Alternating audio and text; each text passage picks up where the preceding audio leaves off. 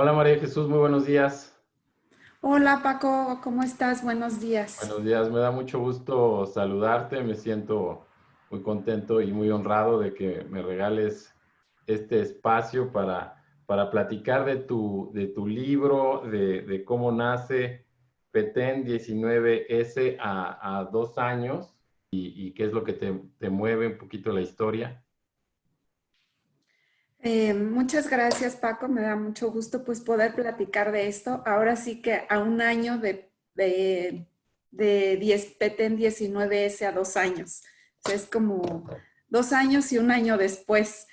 Mira, la historia del libro realmente nació con la segunda parte, con la parte de donde hablamos de la destrucción, pues de lo que fue mi hogar, pero pues cuando lo estaba escribiendo, contacté a una editora y me dice, sí está muy bonito, pero ¿por qué no hablamos más bien de la construcción? Porque toda historia pues comienza con esta construcción y entonces ahí en el de, pues tienes que hablar más de tu parte personal, que es la que muchas veces nos da miedo que los demás conozcan porque pues a mí me hacía como todavía más vulnerable hablar de eso. Pero bueno, pues cuando me lo pide la editora dije, bueno, empecemos a escribir y empecé a escribir. Y yo creo que la historia de construir un hogar, pues es como la de muchos, pues, que estamos en esta vida. Buscar pues tus recursos y un modo de financiar una vivienda. Y ese es pues lo que platico en el libro, cómo llegué yo a Petén, llegué a vivir con mis dos hijas, pues desafortunadamente después de un divorcio. Pero la verdad es que llegamos con mucha ilusión, ellas eran ya casi adolescentes y, y fue así como qué bonito, todo queda cerca, la escuela, el parque, es una colonia muy céntrica que los que vivimos en esta zona pues estamos enamorados de aquí, Sí, hasta parece que hubiéramos nacido aquí. sí, sí, sí. A mí me llaman la atención cuando arrancas tu libro. Escribir sobre tu experiencia significa abrir tu corazón a los demás, tratar de conectar con el mundo y compartir un pedazo de dolor, pero también de esperanza en que somos iguales en la alegría y el dolor. Escribes una historia con el alma, o sea, estas frases, estás abriendo ese corazón, esa vulnerabilidad de platicar una historia eh, pues muy fuerte, pero también un ejemplo a la gente. O sea, yo no sé, no me imagino vivir una circunstancia de ese tipo. A mí me gustaría que platicaras un poco la historia del libro, porque pues es 19 de septiembre, es el sismo, es la misma fecha que el sismo que pasó en el 85, y qué es lo qué es lo que pasa ya después de tener esa ilusión de haber vivido ahí y que está temblando y tú estás en la oficina. ¿Qué pasa por tu mente?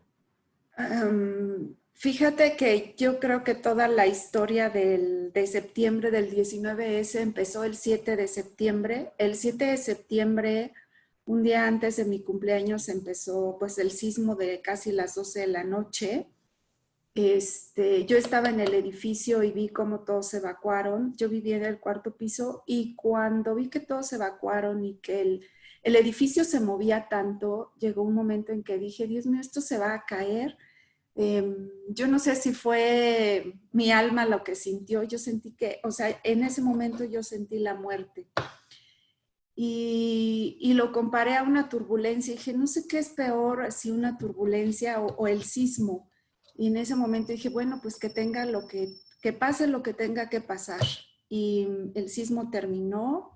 Di gracias a Dios que vi a todos mis vecinos afuera. Bueno, me asomé y vi que todos habían bajado, incluso los del sexto piso. Y entonces, recordando eso, mi mamá llegó para festejar mi cumpleaños y el día del sismo, un día antes le dije, tú nunca has escuchado la alerta sísmica, te la voy a poner. Y prendí el iPad y le mostré lo que era la alerta sísmica. Le dije, no salgas, es un simulacro a las 11, tú tranquila, la escuchas y ya. Entonces, vivir un sismo, yo creo que estábamos acostumbrados al simulacro, estábamos acostumbrados a evacuar, pero ya cuando lo vives y ves que lo vulnerable que somos todos, eh, dices, esto se tiene que solucionar de alguna manera. Después de que veo mi edificio caído, lo que pienso es que por qué yo no morí, por qué el edificio no se cayó el 7 de septiembre cuando el sismo, yo creo que fue de más duración, fue muy largo. Y entonces es ahí cuando digo, si estoy viva es por algo, porque en ese momento, desde el 7 de septiembre, yo sentí que la vida se me iba en un sismo. Sí, yo vi en tu libro, o sea, o sea, el haber sentido eso el 7 como un aviso de alguna manera, como un preludio del 19, y luego pasan varias coincidencias, o como le llaman, diosidencias, en todo lo que platicas en tu libro. O sea, tu mamá típicamente se iba en una fecha y dice, ahora me voy a quedar, o sea, ya se iba a ir un día antes del sismo, y entonces tú te despides y te sorprende que ella se quede en tu casa, ¿no?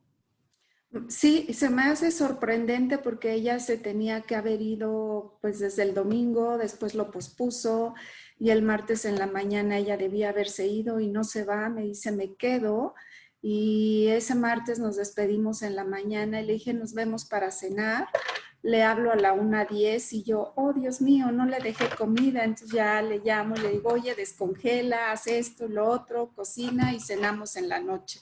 O sea, come y después cenamos y me dio como sus indicaciones. Sí, voy a leer un rato, te ayudo a tejer y nos vemos para cenar. Y esa fue nuestra despedida. Y yo decía que compartir el dolor y abrir el corazón porque yo nunca me hubiera atrevido a escribir tanto sobre mí si no hubiese visto que las mismas circunstancias que habíamos damnificados de Iztapalapa, que habíamos damnificados de Oaxaca, que habíamos damnificados de la del Valle, de la Roma, de la Condesa, o sea, todos sentíamos igual la pérdida de un hogar, pero yo creo que diferente. La señora que trabaja en mi casa, después del 19 de septiembre, me dijo que ella perdió su casa en el sismo del 7 de septiembre. Entonces, saber cómo reaccionaba. Yo cuando la vi y le digo, ¿y qué va a hacer, señora? Y me dice, pues nada, ya se cayó, cuando pueda lo levantaré. Eso me dio a mí como una inspiración y dije, claro, pues si ella que trabaja por un poco más de un salario mínimo tiene la ilusión de vivir y de decir para adelante, o sea, yo por qué no, que tengo la oportunidad y la experiencia de haber tenido otra educación, otras enseñanzas espirituales, no lo voy a hacer. Y, y eso, además del embarazo de mi hija, de ver a mi hija, la corresponsal, con el nudo en la garganta transmitiendo, fue así como de, o sea, ¿qué es esto? O sea, Sí, ¿por qué me pasan todas las cosas juntas? sí, yo veo una historia de mucha valentía y de mujeres muy valientes. O sea, tu mamá, estás tú, tus dos hijas, tu hija embarazada, y cuando hablaba de las coincidencias también me refería a que tú vas en el carro y oyes que entrevistan a tu yerno. Sí, sí, fue así como, o sea, yo decía, ¿qué es esto? O sea, no puede ser, o sea, realmente mi edificio sí se cayó. Pero cuando mi hija me dice se cayó, la arquitecta, la que está embarazada y que está en casa, dice, mamá, tu edificio se cayó, yo dije, o sea, a mi mente vino una imagen del edificio inclinado, fisurado, pero nunca ver un montón de escombros. Entonces yo decía, es que es exagerada, ¿no? Mi hija veía una grieta en algún lugar y me dice, eso está dañado la estructura, no sé qué. Y entonces, ¿sabes? Vino a mi mente eso. Dije, es una exagerada. Pero cuando escucho a mi yerno en la entrevista, dije, ¿qué es esto? O sea, no puede ser. Tú oyes la entrevista y luego te encuentras a tu hija embarazada, describes que está asomándose su pancita de tu próxima nieta. ¿Qué sentiste en ese momento cuando ya ves la realidad? Es que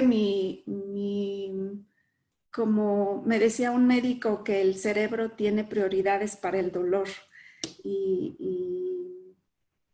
cuando yo escucho a la entrevista, lo primero que viene a mi mente no es ir a ver el edificio, lo primero que viene a mi mente es ir a ver a mi hija, qué está pasando y dónde está su marido. O sea, su marido, pues para mí, mi cabeza es, voy a ver a mi hija, veo que él se regrese y ya después veo qué sucede. Entonces la veo en la planta la planta baja del edificio y dije, pues no puede estar sola, tengo que ir a buscar a su marido y ya después veré. Si el edificio ya se cayó, pues ya no puedo hacer nada, ¿no? Entonces me estaciono, la veo, le pregunto dónde está su esposo y me dice, está en Petén, pues ayudando. Y llego a Petén y veo cientos de personas con las cubetas, así moviendo escombros y digo, pues, o sea, mi prioridad es encontrarlo y ahí encuentro a los patrulleros del ADA y le digo, oye, o sea, estoy buscando a tal persona, por favor déjame pasar y no me dejan pasar. Le dije, bueno, por favor localízala. Y ya después de un rato lo veo venir y le dije, vete, no tienes que estar aquí. Y él también cuenta pues su historia de cómo le toca identificar los primeros cadáveres y eso es muy impactante. Y bueno, pues ya después de eso, o sea, eso no es como que después de eso viene la segunda parte, o sea, ver a mi hija Isa transmitiendo la nota y yo, o sea, ¿qué es esto? Porque Fíjate, ella la tiene, otra parte, o sea, tú tienes una hija reportera y ella está dando la noticia de tu edificio, o sea, del edificio que se cae de su mamá y que no encuentran a su abuela, o sea, a eso me refiero con esa valentía, o sea, ella está cumpliendo con su trabajo el día que todo esto sucede, o sea, o sea, ¿qué empuja a tu hija Isa o sea, ella sentía como una obligación, un llamado de cubrir la noticia? sí, ella es la primera que se entera. Cuando yo estoy en la oficina, ella me manda un video de cómo vive en el sismo en el piso 29 de su oficina. Su oficina está sobre Reforma. Y yo lo veo y me enoja y volteo el celular y digo, ¿qué le pasa? ¿Por qué me manda eso? O sea, yo en ese momento no alcanzo a entender que eso es su trabajo. Ujú. Pero cuando la veo y me dice, ¿qué haces aquí? En algún momento, yo no recuerdo, ella me dice que no vaya, que la espere en la casa de su hermana. Y yo así como, o sea, no es una instrucción que, que pueda yo seguir. Hay una parte de la historia cuando ella ya pasa un poco todo esto y me dice, ahora te voy a contar mi parte de la historia. Ella se entera por un dron, o sea, cuando les dicen hay daños en Twitter un dron de alguien grabó Petén. O sea, ella fue la primera que lo vio.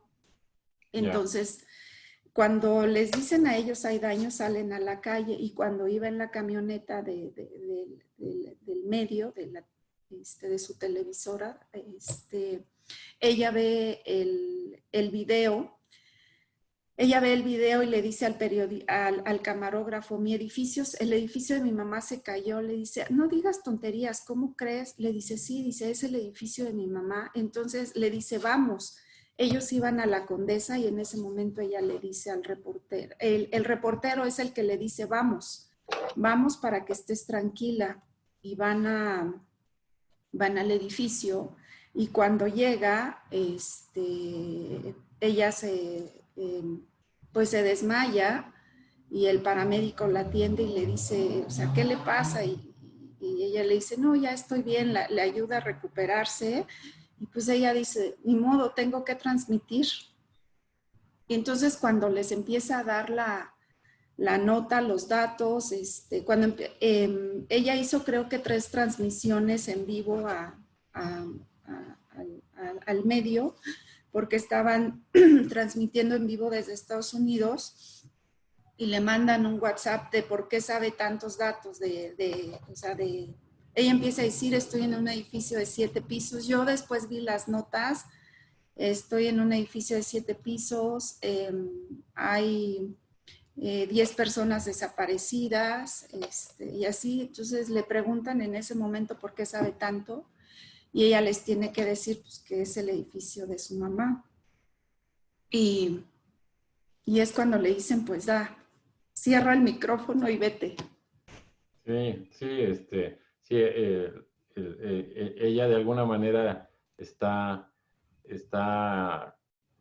o se siente obligada a eso, y luego tú continúas con los siguientes horas y los siguientes días, y para mí, te lo digo, María Jesús, eres un ejemplo de fortaleza, porque a los 2 años estás presentando un libro el mismo día que, que, que lamentablemente pierdes a tu señora madre, a tu edificio. Entonces, de un día para otro, eh, eh, pues de alguna forma te cambia la vida, pero también le da sentido a la vida, que es lo que platicas en tu libro, ¿no? O sea, cuando empiezas a ver las cosas y te empiezas a acordar y te empiezas a conectar con cosas que a lo mejor te gustaba a tu mamá, como la bolsa de las tortillas, de alguna forma también el que tu hija, que a lo mejor iba a quedarse con su abuelita, no se queda porque los perros y los gatos estaban enfermos, y entonces de alguna manera también salvas esa parte, y luego viene a nacer tu nieta, ¿no? Gaia. Así es. Es que yo creo que está extraño decirlo, bueno, no extraño, estar tan cerca de la muerte, primero sentir que ya está ahí y luego perder a mi mamá fue así como, o sea, algo inexplicable.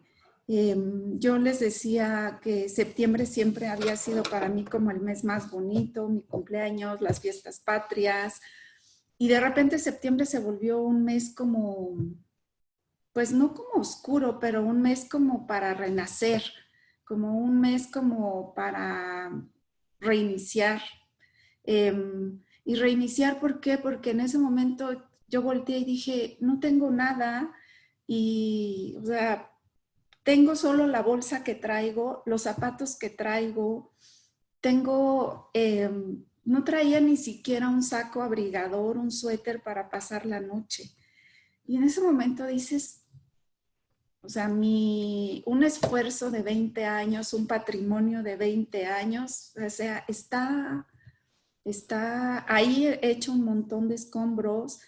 Mi mamá, que era la que giraba en torno a mí en mi cumpleaños, o sea, mi mamá siempre estaba conmigo en mi cumpleaños, lloviera, relampagueara, tuviera compromisos, no tuviera compromisos, siempre llegaba a festejar mi cumpleaños.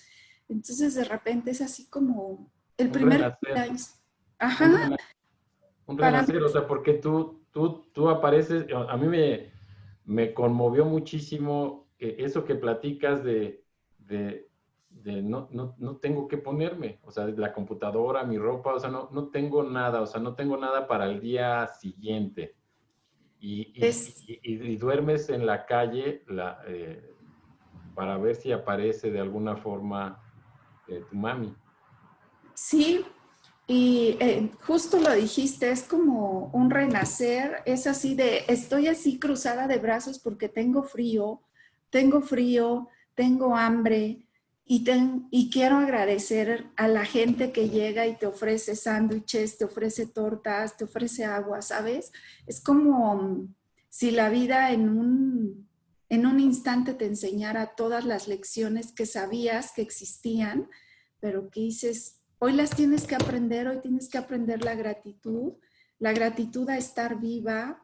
Agradecí a la semana haber recuperado el cuerpo de mi mamá, haber podido cerrar el ciclo de un funeral, que emocionalmente te tardas mucho, pero agradecí poderlo hacer porque había el riesgo de no poderlo hacer, porque ya sabes, siempre hay riesgos de un incendio, de explosiones, de...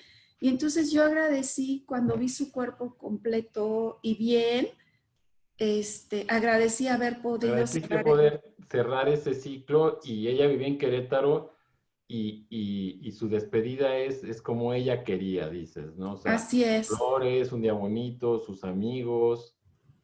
Platícame un poquito de esa parte. Sí, lo primero que tuve que agradecer fue ver su cuerpo completo, porque eso para mí era así como, o sea, no la puedo tocar, pero la abracé en la mañana y ahí está. Y la otra parte es, ahora que sigue, bueno, ella qué quería, eh, al final es decir, ella quería un sepelio con sus amigos y bueno, las circunstancias, hicimos la cremación aquí, nos vamos a Querétaro a hacer la misa donde se despida de sus amigas, de sus amigos, de su casa, de su gente. Y eso también para mí fue como importante. Desde ahí entendí que pues no solo tenemos que agradecer por las cosas materiales, por la salud, también por la desgracia, porque nos enseña y a mí me dio mucho gusto poder cerrar ese ciclo de despedir su alma y su cuerpo. Sí, o sea, esta parte de agradecimiento, de renacer por un lado y de agradecer, te da fuerza para seguir adelante por todo lo que tienes. O sea, tienes una familia bonita, tienes a tus hijas, a tu nieta, a tu yerno y eh, proyectos, ¿no? El libro, el trabajo, o sea, todo se junta de alguna forma.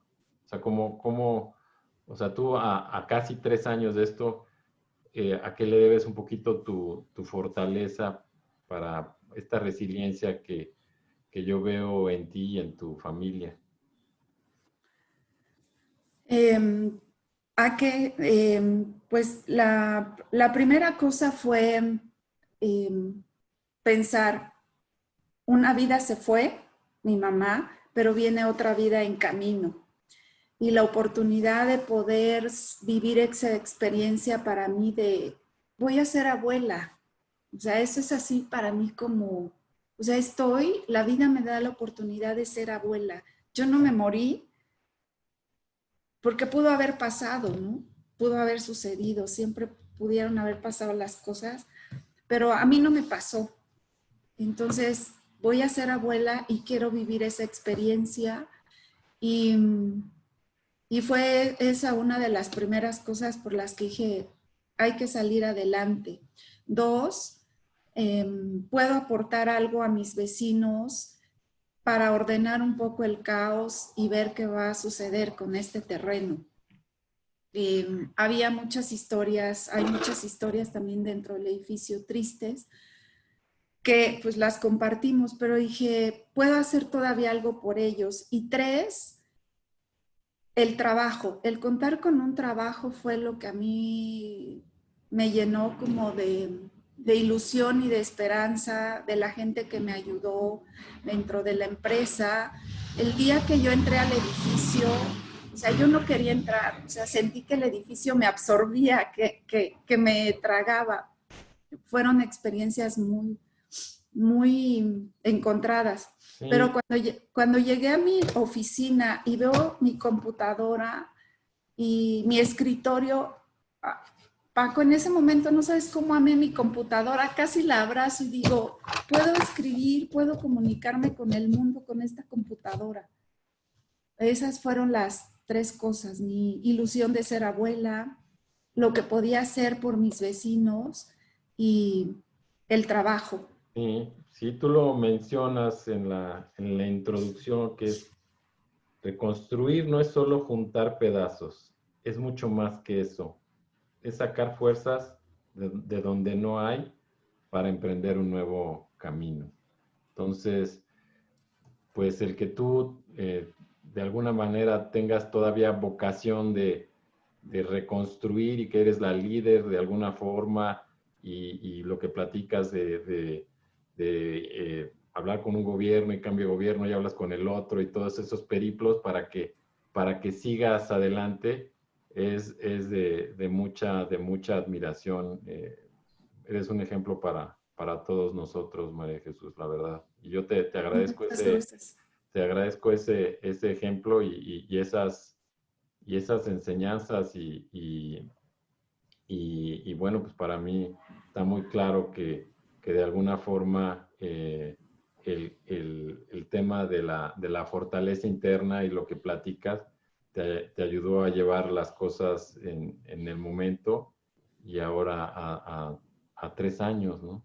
Entonces, yo te veo muy bien. ¿Qué sigue ahora? Pues creo que después de eso empecé a retomar como las lecciones, las enseñanzas de mi mamá y una de las cosas que ella me decía y es, hija, acércate a Dios y lo menciono en el libro y yo ya sabes, como buena hija, le decía, ay sí mamá, yo lo hago, yo esto y creo que a tiempo pasado empiezas a hacer un recuento como de esas cosas pendientes que tienes por hacer y que mi mamá con su experiencia las veía, me las decía y yo así como, sí mamá, ya entendí. Entonces he iniciado ahora un trabajo pues de, de desarrollo personal, de decir qué me falta, ¿no? ¿Qué me falta para aprovechar al máximo la vida? Porque una de las cosas que me decía mi mamá es, somos un cuerpo, somos un alma con un cuerpo, no un cuerpo con un alma. Pero ahora cuando recuerdo todo lo que me decía mi mamá y dices, vamos por el mundo escuchándonos mentalmente, emocionalmente, pero nunca nos escuchamos con el alma, nunca hablamos con el alma de la persona. Y yo yéndome hacia atrás decía, es que mi mamá siempre hablaba, o sea, trataba de hablar con mi alma, no hablaba conmigo. Sus mensajes siempre eran así, esto va a cambiar, hija, esto va a cambiar. Y ya sabes, tú mentalmente dices, pero ¿qué va a cambiar? Nada, mamá, ¿no? Y mi mamá decía, esto va a cambiar, hija, esto va a cambiar. Y recordando sus palabras dije, es que no era que cambiara el mundo, yo tenía que cambiar. O sea, mi Exacto. percepción del mundo tenía que cambiar. Ya sabes, y entonces entendí, dije, ¿por qué vamos así por el mundo desperdiciando la vida? Sí, sí, mira qué bonito que de alguna forma también ayudó a ese despertar espiritual, ¿verdad? Y esas palabras que empiezas a recordar, esas enseñanzas que en su momento estás tan acostumbrado a oír, pero no a escuchar. Entonces dije, claro, o sea, estoy aprovechando al máximo la vida. Qué bueno, qué bueno. Aquí lo mencionas en las flores, dicen que la vida es ese transitar que tiene significado porque tú se lo das y así me pasó con las cosas que tenía frente a mí. Y creo que son enseñanzas de las cosas que tenemos enfrente de nosotros y pues hoy aprendimos de ti eso, ¿no? O sea, el tener la humildad de aprender de la gente que trabajaba contigo y que la tomaste como ejemplo, el, el, el ser agradecido con que pues, tú estabas bien, tenías vida, viste a tus hijas bien y la ilusión también y la esperanza de tu nieta y verlo todo como un regalo y ver en cada día y en cada momento un renacer, pues yo te agradezco muchísimo este tiempo porque sé que además son fechas finalmente difíciles, pero tú tuviste pues esa entereza y esa valentía de enfrentarlo y de incluso de presentar el libro, como te lo dije ese día, el mismo día que pasó a 2 años, presentas tu libro y pues yo de alguna manera invito a la gente a que lo pueda revisar, que lo lea, que pueda dejar el enlace aquí abajo para que también puedan conocer a detalle la historia. Pues muchísimas gracias, Marichuy. Muchas gracias. Muchas gracias, Paco, a ti y ojalá pues sí puedan leer el libro porque es compartir. Sí, sí, sí. Una de las cosas es que entendí que tenemos muchos retos espirituales y mucho trabajo espiritual que hacer y lo vamos dejando de lado. Y este año es el primer año que enfrento la realidad tal cual es, con días ordinarios, días comunes.